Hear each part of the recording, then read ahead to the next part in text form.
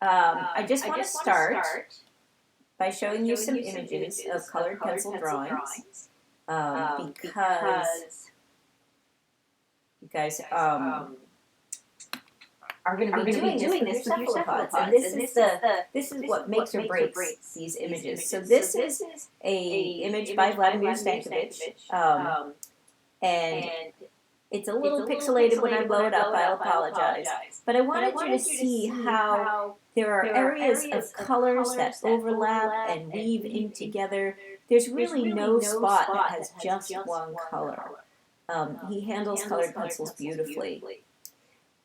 This is H.B. Lewis. You might be familiar with this artist's work. And again, if you look in some of these areas, you'll see blues and greens and maybe some purpley reds. There's whites, oranges, golds in those. And it creates a really rich surface. And here's another one by H.B. Lewis. He's a very famous children's illustrator.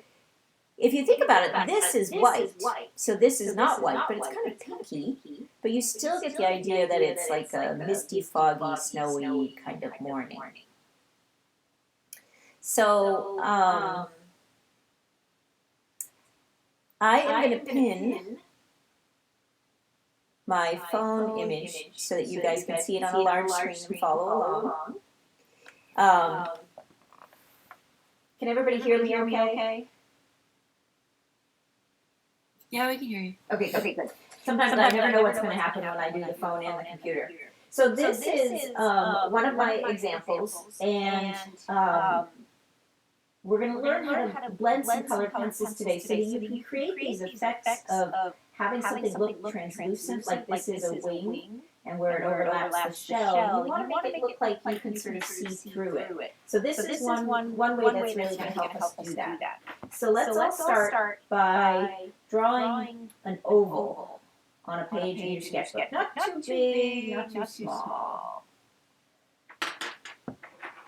And then for those of you that were in class on Monday, I had you pick out 4 colored pencils in the same family.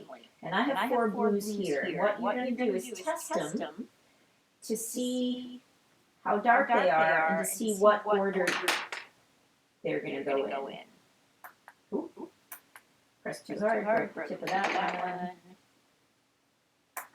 one. I have a really good pencil sharpener, but then it breaks the tips. So I have from dark to light here, and if we make a circle, there are 2 methods of colored pencil blending. I mean, there's there's more than 2, but the 2 we're going to do today is even layers overlapping and side-by-side overlapping. So let's start with this one. Take your darkest color, and on your circle, start to lay it in, sort of if you think about what the moon looks like when it's almost gone. It's like a crescent moon. So you're going to go ahead and put it in and leave it lighter towards the edge. You only want to cover about a third of your circle. And you can leave some of this open. Then you're going to go in and really darken up the outside edge. Just put a skinny line that's as dark as you can possibly make it. And then slowly blend that from the dark to the light. So that you have what's called a gradation, a smooth, gradual change from dark to light.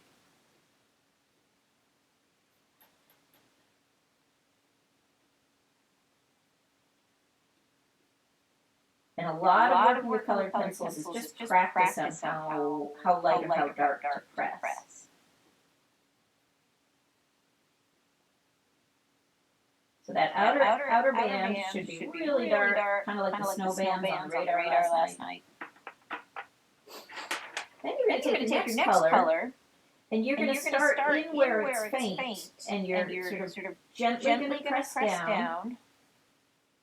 And you're going to see the 2 colors combine. And do the same thing where you're pressing darker on the outer edge. And it's slowly getting lighter as you come in. Overlap some of that first color, but not all of it. And you can wrap it around a bit more down in here.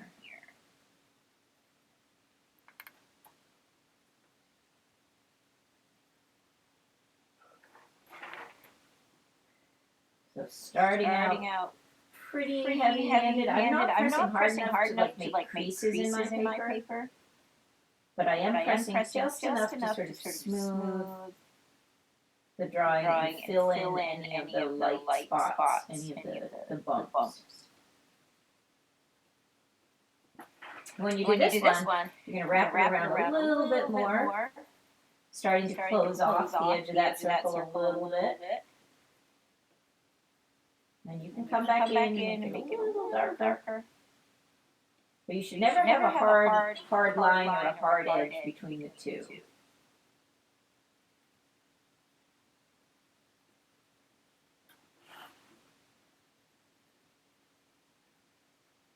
And some of this is going to be different depending on the colors you chose. If you chose 4 colors that are very similar to each other, you'll see this gradation a little bit better.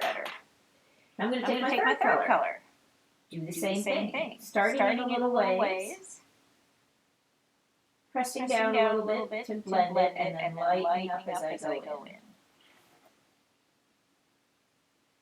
We're going to go back into these in a second. If you're seeing like too much of a change between one color and another, we can fix that in a minute.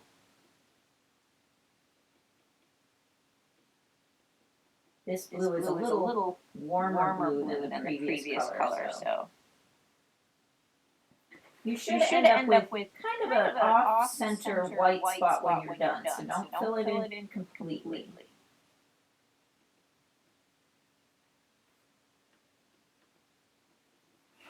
It's all about layering and pressing as you go. And I'm going back up into my other colors a little bit, smooth them out. And you can see that I'm making marks in all different directions. Obviously, it's a circle, so I have to. And now I have one more color to go. It's my really light blue, so I'm going to come in, overlap it again. I didn't really leave a whole lot of space for this color, but that's okay. I can very lightly go over that white spot. Try to keep it circular.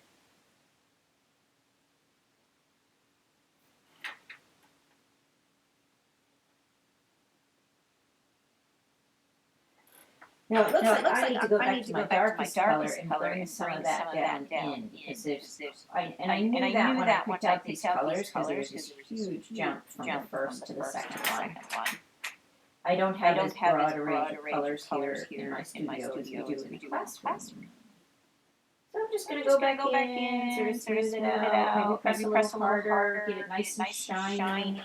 Try to get rid of all of those little white spots. Or light spots. And see what I can do about getting a smooth transition. How's everybody doing? So far, so good? So that's using 4 colors to create the illusion of like roundness and depth and blending. Because one of the big things we're going to do with this project is learn how to draw something that looks 3D. And this little white spot is kind of the key to making things look three-dimensional. A lot of back and forth. All right, not bad. So the other thing we're going to do today is take one of the colors that you just used, and I'm going to choose like a mid-tone. And do the same thing we just did, but do it on the oval, but only with this one color, very lightly. And leave a light spot in the middle. So very light coat of one of your colors.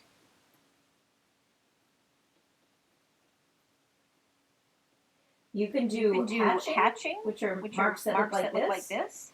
They overlap in random ways, and the more you build them up, the darker they get. You can do like little circles, scribbling and scumbling, that kind of thing. Or you can sort of go in the direction of the contour lines. We call them cross contours or contour lines. You follow the shape. I tend to do some cross hatching more than anything, but this oval isn't going to let me really do that. So once you have one layer of that light color down, you're going to take its opposite. And so if we look at the color wheel, blue and orange are opposites, green and red are opposites, and yellow and violets are opposites. So depending on what color combination you did for this first one, you're going to want to pick your opposite color. So in my case, I'm going with the orange. And I'm going to very lightly sketch on top of the orange. No pressing down hard on this one at all. Very gentle.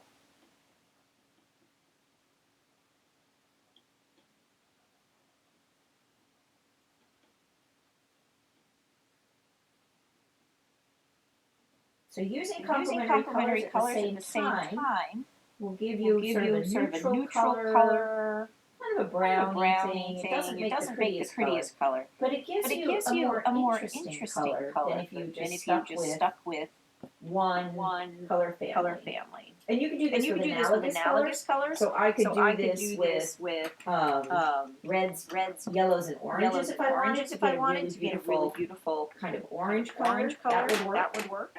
And I'm just going to go back and forth and keep layering my blues and my oranges here. Make sure you leave a little whiteness in the center.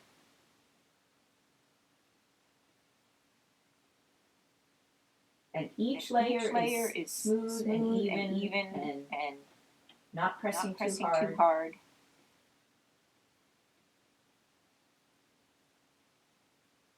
Do this until we have maybe three coats of each color.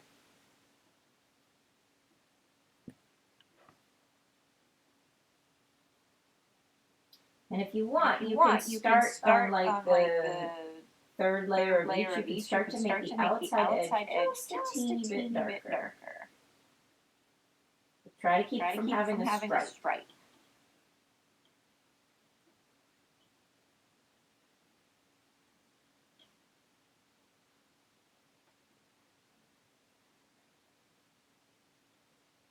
Remember to keep that center clean. Don't go over the center completely.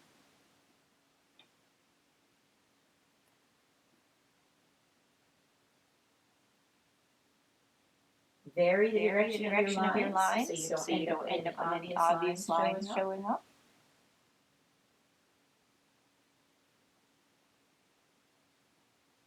Hopefully it'll look like it sort of rolls over, like it's rounded.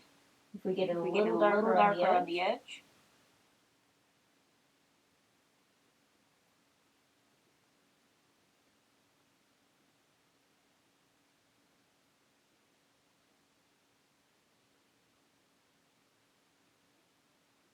If my drawing two folks are on here today, I appreciate you coming and doing this with us. I know you did it last year with us in drawing one, but you never have too much practice with combining colors and color pencil work.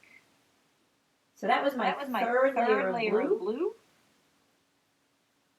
And now I'm targeting the oranges. Wherever I see like orange pop out at me, I'm sort of trying to soften that down, integrate it more.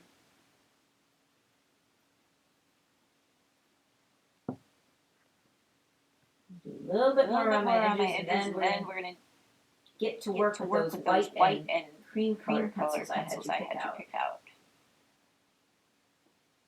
It doesn't matter what color you end with. If I end with the orange, this picture's going to look a little more orange than blue.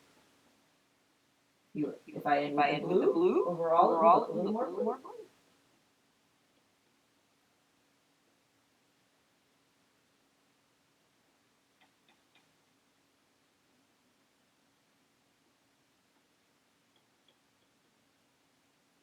Still very light.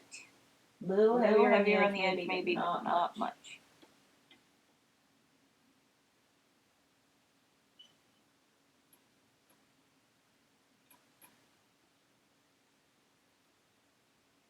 All right. So you can keep going while I'm talking about the next steps. Ooh. I hate it when erasers leave a mark on your paper. Drives me nuts. All right, so our next step, and probably the last thing we're going to get to today, is to just draw a light line through the center of that shape.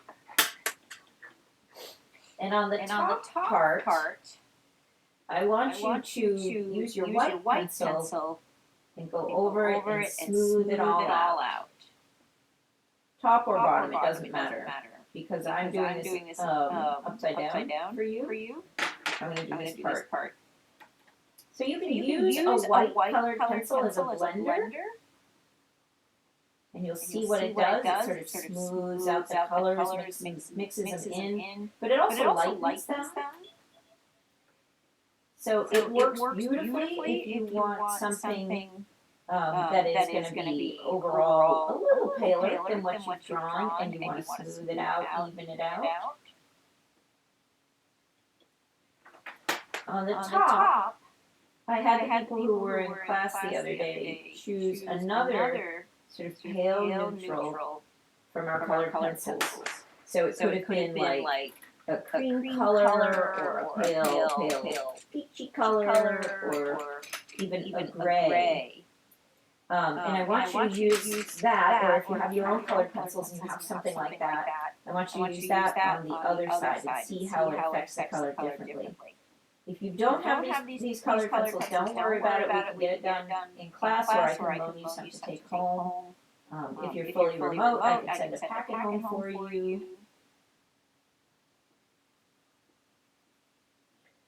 So there, I've combined one with cream, which significantly darkened it, one with white. Now the last thing I want to show you, while you're still working, keep going with your stuff, is a couple of options that you'll have in the classroom for blending. We have two or three brands of blending pencils. They're colorless, and they are basically a wax that is designed to blend the colors without changing them, like the white will lighten and the cream will turn cream. So you would take these colorless blenders and use them to smooth it out. And look at what that does. It's just incredible how it smooths it out. It fills in the little dips and valleys of the paper, but you still have an intense color. So these colorless blenders are just beautiful. They work really nicely to smooth out what you've drawn. I also have a colorless blender marker, which doesn't last all that long. Especially, it has two tips, so we may do like cool colors on one and warm colors on the other. But it's a liquid, and it's sort of it's like a solvent, and it liquefies the colors and gives them a very soft, sort of fuzzy kind of appearance. It can also darken the look of it, but it is designed for colored pencils, so it does a beautiful job with that. If you were an illustrator, you might have a different one of these for every color family. And then last but not least, we have a special eraser that is made just for colored pencils. It's called a sanded eraser. Because sometimes when you try to erase colored pencils, all it does is sort of smear it around. It doesn't really do much. This will take it right down to the white of the paper. Because it's got a little grit, it's got a little sand in it. And so we'll have those available for you in the classroom too. So if you end up, going too dark, or you lose your center part, this works really well for that. It's hard to get into small spaces, but it will work. It does change the texture of the paper a little bit, so you want to be careful not to go too far or do too much with it. So questions. What I'd like you to do, if you were able to do this today with us right here, right now, is just take a photograph of it and upload it to the color blending assignment on Canvas. If you were not able to do it all today or any of it today, then we'll catch up with you Monday or Tuesday in class. Anybody have any questions?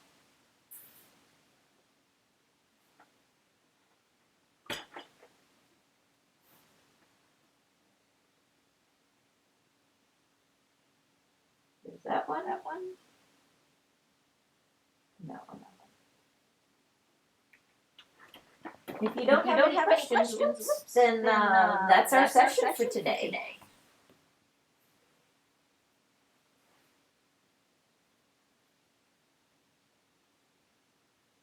What is this assignment called again? This is called 2.8-3 Colored Pencil Blending.